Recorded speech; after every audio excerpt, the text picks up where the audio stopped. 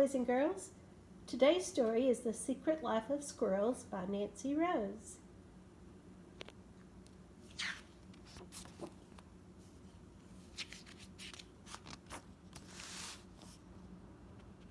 Mr. Peanuts.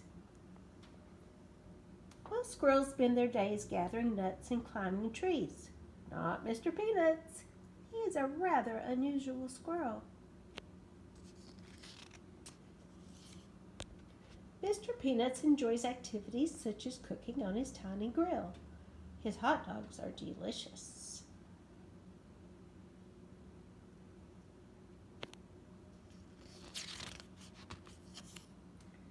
Mr. Peanuts plays the piano beautifully. His favorite piece is Moonlight Sonata. Most squirrels would find that piece quite difficult to play, but then again, most squirrels don't play the piano. Mr. Peanuts likes to read. His favorite books are A Tale of Two Cities and Goodnight Nut. He especially likes to read aloud. You may have heard him chattering in your backyard.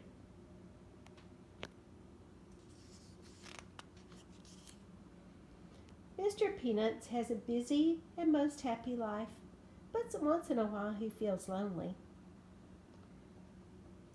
Being a clever squirrel, Mr. Peanuts has an idea. He sits down and writes a letter using his very best penmanship.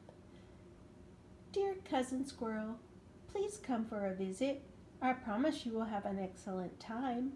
Sincerely, Mr. Peanuts.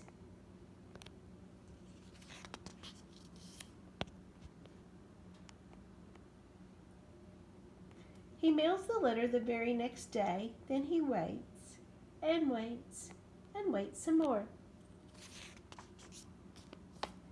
He checks his mailbox every day, hoping for a reply.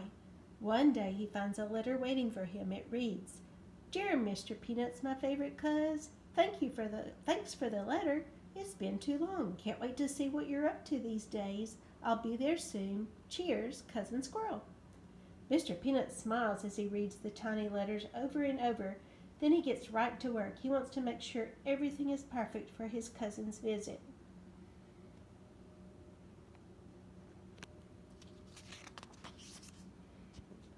Mr. Peanuts dusts and cleans. He even vacuums under the rug. He does laundry, chattering to himself as he works. He is the tidiest squirrel around and certainly the only one with a washer and dryer.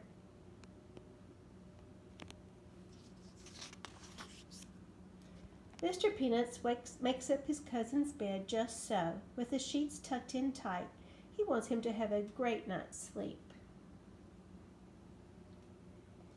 He bakes his most delicious hazelnut chocolate cake. He tastes the batter just to be sure it is sweet enough.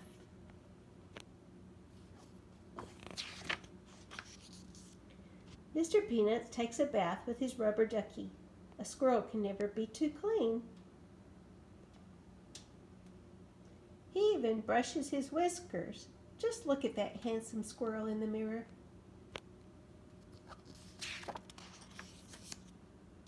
Finally, Cousin Squirrel arrives.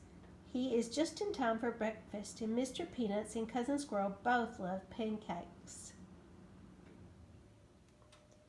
Later, the two squirrels go for a wagon ride. Mr. Peanuts soon learns that two squirrels travel faster than one.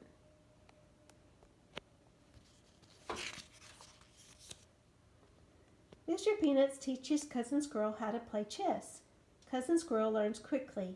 It is more fun to play chess with a friend, thinks Mr. Peanut, even if you don't always win. It is a beautiful day, so they pack a picnic.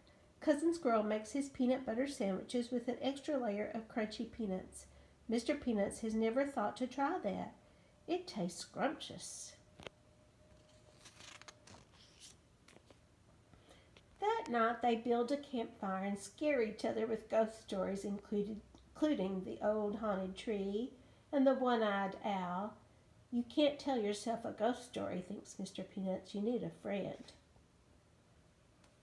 The next day they go out for ice cream. Mr. Peanuts has his usual scoop of peanut brittle, and Cousin Squirrel tries the flavor of the month, buttery salted pecan.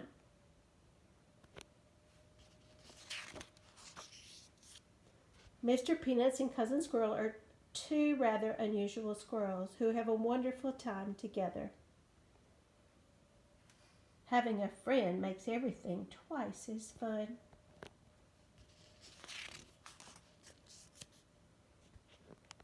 And this author gives tips for photographing wildlife.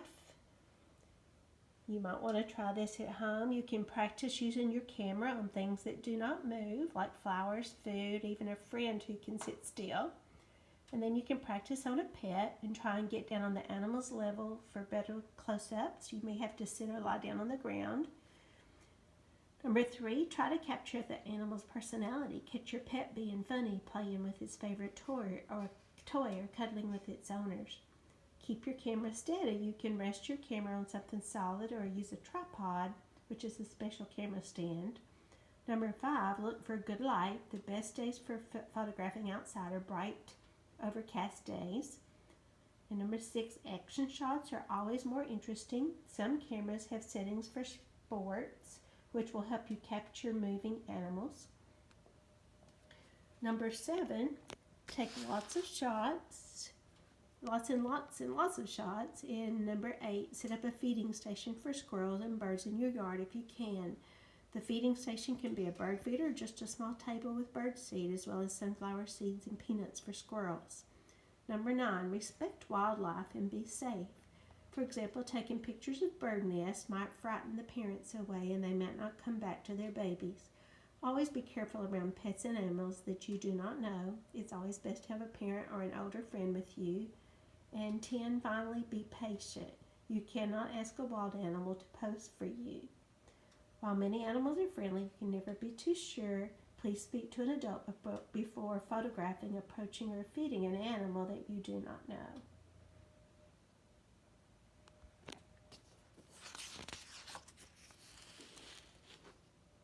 And here is Miss Nancy Rose answering questions about her photography and how she got the pictures. I hope you enjoyed this story. And until next time.